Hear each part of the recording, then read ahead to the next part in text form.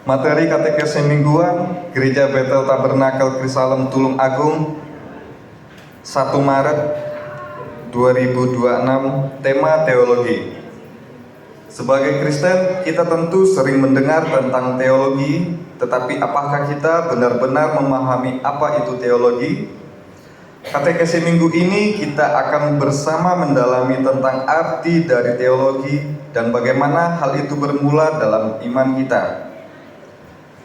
Teologi memiliki definisi ilmu ketuhanan yang berarti kita manusia seolah-olah bisa mempelajari Tuhan. Tetapi kita tidak bisa hanya melihat dari arti kata saja. Kita juga harus melihat bagaimana sejarah dan konteks teologi masuk dalam iman Kristen. Kata teologi tidak ada dalam Alkitab. Bahkan kemunculan istilah ini dalam iman Kristen terjadi setelah para rasul sudah meninggal. Lalu apakah teologi ini seharusnya tidak ada dalam kekristenan? Kata teologi sudah digunakan oleh para filsuf ratusan tahun sebelum kelahiran Kristus. Dalam falsafah Yunani, teologi merupakan cabang filsafat untuk memahami dewa-dewa mereka. Bahkan sampai zaman gereja perdana, kata teologi tidak digunakan oleh gereja. Para rasul lebih memilih menggunakan kata didaskalia, yang berarti pengajaran. Kata lain yang digunakan adalah maisterion, yang berarti misteri iman. Kemudian kata gnosis yang berarti pengetahuan.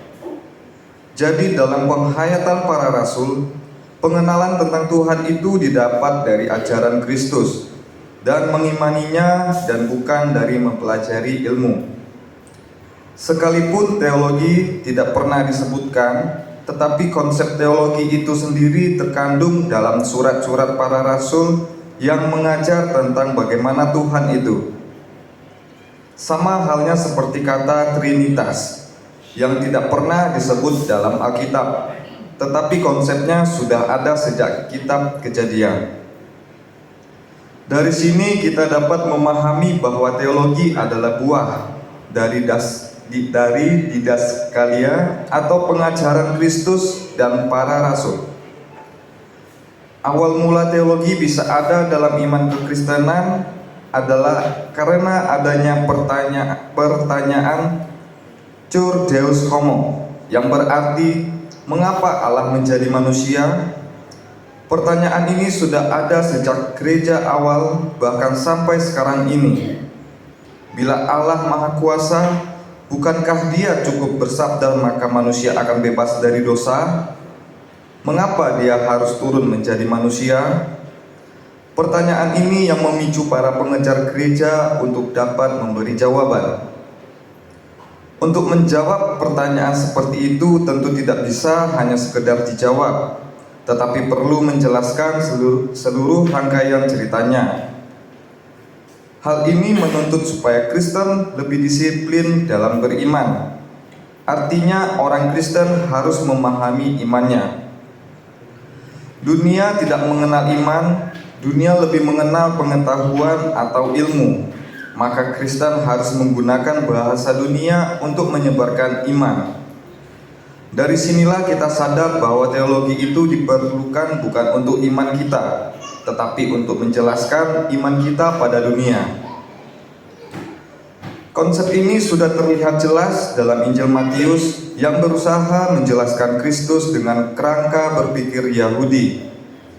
Juga dalam surat-surat Paulus yang berusaha menjelaskan iman Kristen menggunakan bahasa dan kerangka berpikir orang-orang Yunani dan non-Yahudi lainnya. Dari sini kita bisa memahami bahwa sekalipun teologi berarti ilmu ketuhanan, tetapi maknanya adalah cara Kristen memahami imannya sendiri sehingga dapat dipahami oleh dunia yang tidak beriman. Jadi bukan iman yang berasal dari teologi, tetapi teologi yang berasal dari iman. Misalnya bila kita melihat orang-orang yang masuk dalam sekolah teologi atau sekolah Alkitab, mereka masuk sekolah itu bukan supaya mereka beriman, melainkan karena mereka beriman dan ingin mempelajari imannya sendiri. Namun tidak menutup kemungkinan bahwa orang bisa lebih beriman setelah mempelajari teologi. Teologi mengalami banyak perkembangan dan perluasan sampai seperti sekarang ini. Kita akan membahas tentang bagaimana perkembangannya dan penghayatannya dalam katekese mendatang. Yang perlu kita pahami adalah kita manusia tidak akan pernah bisa mempelajari Tuhan entah dengan cabang ilmu yang bagaimanapun juga, tetapi kita berusaha untuk memahami iman kita sendiri.